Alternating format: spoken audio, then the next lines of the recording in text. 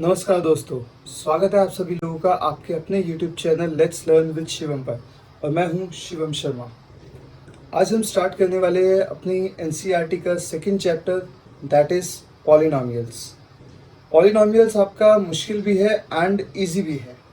अच्छा, अब आप सोच रहे होंगे मुश्किल और इजी दोनों कैसे हो सकता है एक चैप्टर।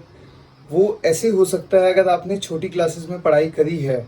अगर आपने छोटी क्लासेस में, बेसिकली छोटी क्लासेस से मेरा मोस्टली नाइन्थ क्लास, मैं कहना चाहता हूँ नाइन्थ क्लास में अगर आपने पॉलिनॉमियल्स समझा है तो आपको यहाँ बहुत इजी लगेगा। और अगर आपने नाइन्थ क्लास में पॉलिनॉमियल्स नहीं समझा है तो यहाँ थोड़ा सा दिक्कत हो सकती है। बट अगर आप ये वीडियो देख रहे हो तो आपको टेंशन लेने की कोई ज़रूरत नहीं है, क्योंकि जो मैं आपको पॉलिनॉमियल्स आज कराने वाला हूँ वो नाइन्थ का भी कराऊंगा एंड टेंथ का भी कराऊंगा। नाइन्थ को मैं साथ साथ बताता चलूँगा। किसी को कोई डाउट आता है तो वो अलग से मुझसे कमेंट सेक्शन में पूछ सकता है। किसी पर्टिकुलर नाइन्थ के सेक्शन में डाउट आता है और टेंथ में भी आता है तो वो पूछ सकता है। तो आइए स्टार्ट करते हैं विद द पॉलिनॉमियल्स।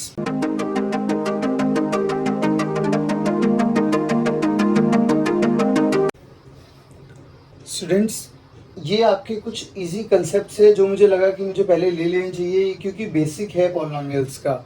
कई बार बच्चों के साथ क्या होता है, वो मुश्किल चीज़ें तो पढ़ लेते हैं बट इजी पढ़ना भूल जाते हैं। इजी नहीं पढ़ते, उसी से 1 1 मार्क के एमसीक्यूज बन जाते हैं। तो यहाँ पे हम थोड़ा बेसिक टर्म्स से समझेंगे। अगर जिसको ये छोटी छोटी टर्म्स आती है, जिसको पता है अच्छे से आती है, तो वो वीडियो को स्किप कर सकता है और थोड़ी आगे से उसको देख सकता है। ओके, तो सबसे पहले यहाँ पे मैं आपकी एक इक्वेशन लिखता हूँ, ax² plus bx plus c। ये आपकी क्वाड्रेटिक इक्वेशन है। क्वाड्रेटिक क्या होती है वो भी हम अभी समझेंगे। देखो यहाँ पे मैं इससे कोफिशिएंट आपको समझाना चाहता हूँ। इसका मतलब कुछ नहीं है, ये ऑलमोस्ट ऐसे ही जैसे मान लो मैं एग्जांपल ले लूँ एक 5x², this is not minus, 5x² plus 3x minus 2 और प्लस 2 इक्वल्स टू 0। तो ये एक क्वाड्रेटिक इक्वेशन है। इक्वेशन, अब इसमें जो मैं आपको समझाना चाहता हूँ, ये समझाना चाहता हूँ, इसमें जो आपका a है, जो आपका x² के पीछे लगा हुआ है, उस वो a है, उस a को बोला जाता है कोफिशिएंट। कोफिशिएंट किसका? x² का। तो ये होता है कोफिशिएंट। जो टर्म के पीछे न्यूमेरिक वैल्यू होती है वो आपकी कोफिशिएंट कहलाती है। ओके, x² का कोफिशिएंट यहाँ पे a है, x का कोफिशिएंट b है एंड c जो है, c आपकी एक अलग टर्म है जिसको बोलते हैं कांस्टेंट टर्म। कांस्टेंट टर्म कौन सी होती है? कांस्टेंट टर्म वो टर्म होती है जिसके साथ वेरिएबल नहीं होता, जिसकी वैल्यू फिक्स है। वेरिएबल वो होता है जिसकी वैल्यू फिक्स नहीं होती। ये कोफिशिएंट हो गया, ये कांस्टेंट हो गया। अच्छा, मैंने यहाँ पे एक चीज और लिखी है, दैट इज डिग्री। डिग्री क्या होती है? इस इक्वेशन में जो हाईएस्ट पावर होगी, highest power in the equation, highest power in the equation is degree. तो जो सबसे बड़ी पावर है, जैसे इस इक्वेशन में आपको दिख रहा है, इस इक्वेशन में जो हाईएस्ट पावर है that is 2।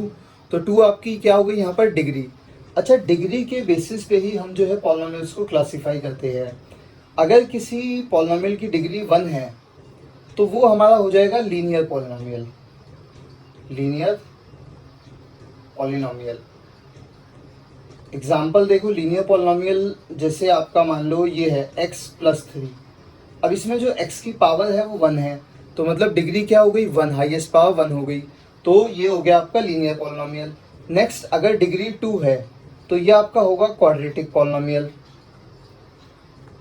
Quadratic polynomial example जो मैंने ऊपर लिखा है ये क्वाड्रेटिक इक्वेशन ही है और ये भी आपका एग्जाम्पल है। अदरवाइज होगा हम एग्जाम्पल लिख सकते हैं 12x² माइनस 6x प्लस 3।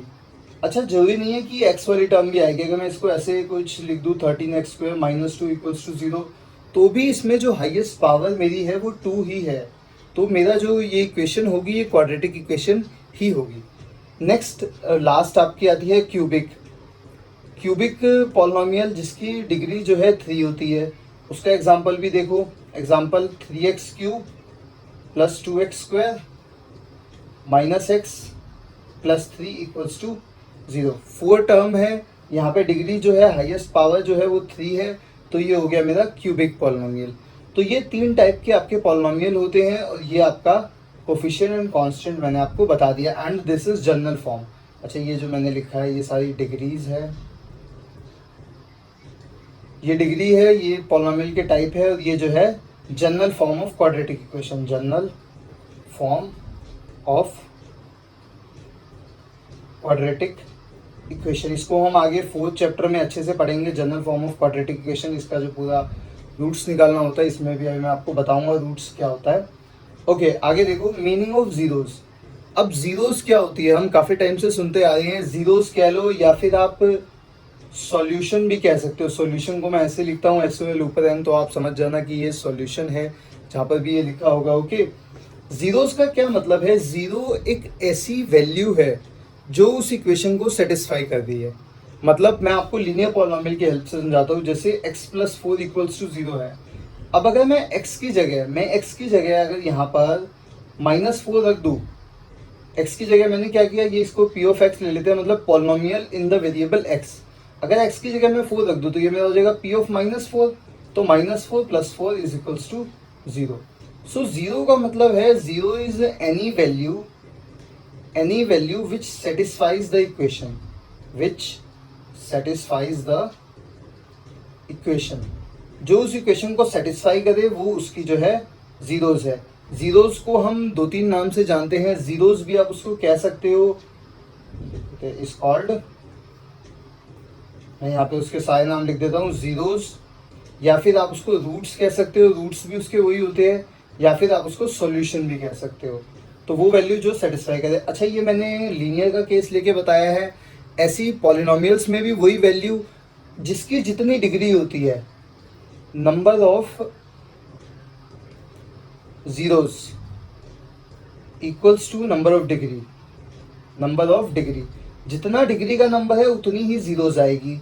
तो लीनियर में आपकी एक जीरो होती है या एक सॉल्यूशन होता है, क्वाड्रेटिक में आपकी 2 जीरोस होती है, 2 सॉल्यूशन होते हैं, एंड क्यूबिक में आपकी 3 जीरोस है एंड 3 सॉल्यूशंस है। जीरोस और सॉल्यूशंस एक ही बात है, कंफ्यूज मत होना।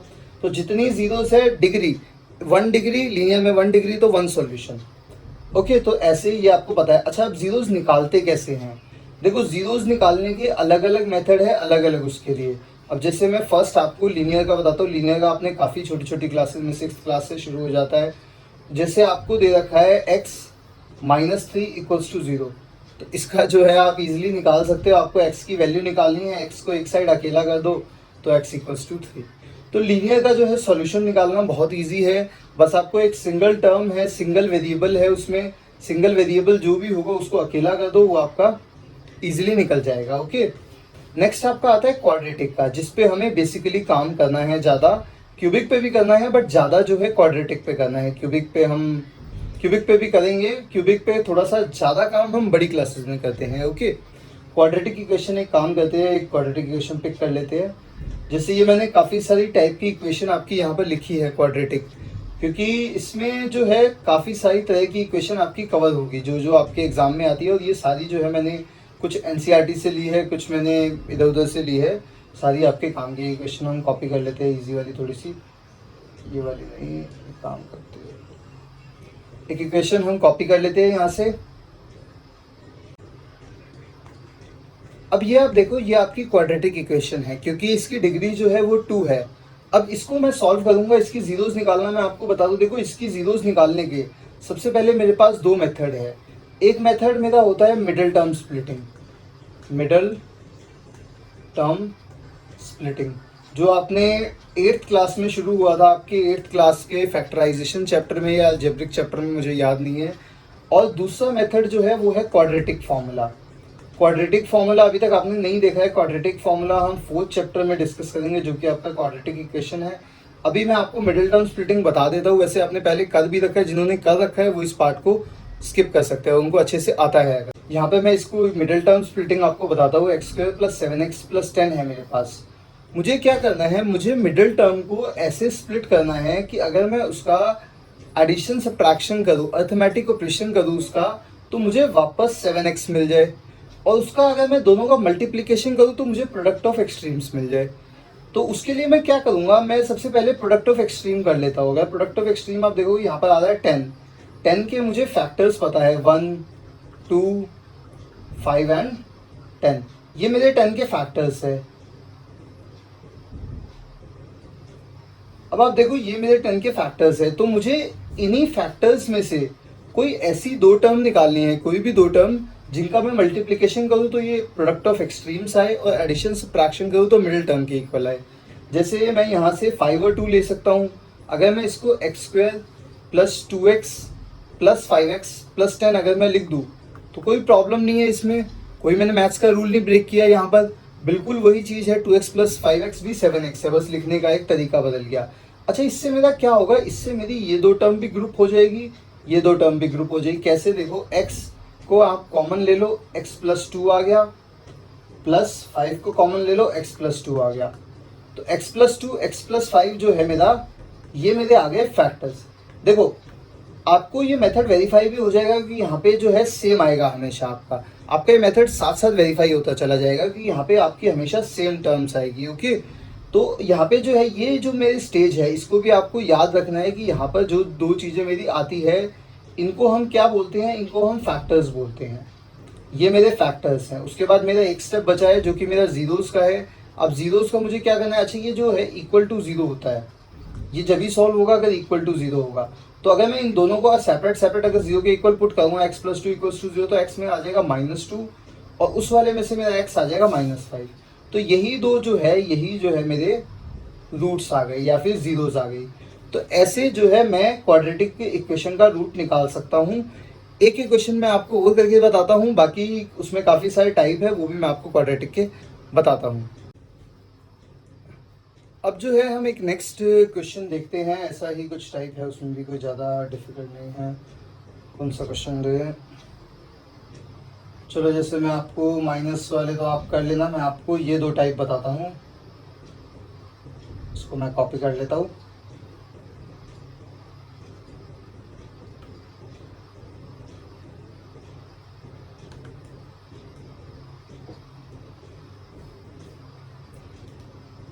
अब ये देखो ये नहीं लग रहे क्वाड्रेटिक की फॉर्म में, बट एक्चुअल में ये क्वाड्रेटिक ही है। अभी मैं सॉल्व करूंगा, आप देखो।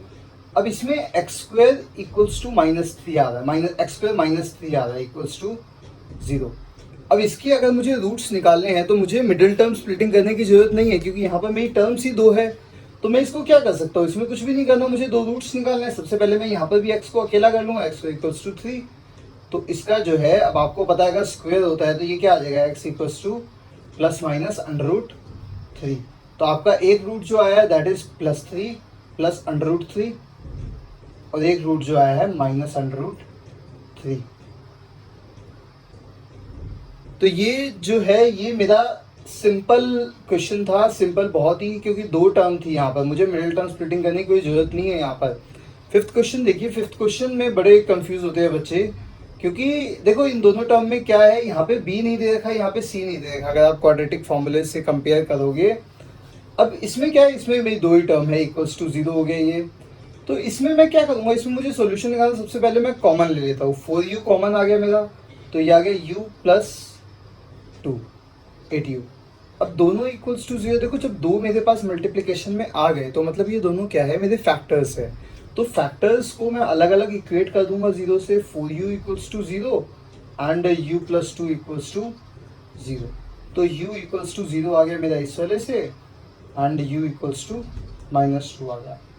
अगर आपको क्वाड्रेटिक इक्वेशन दी हुई है तो वो किसी भी फॉर्म में हो बच्चों, वो आपके हमेशा दो रूट्स और दो सॉल्यूशंस ही देंगे, किसी भी फॉर्म में हो वो।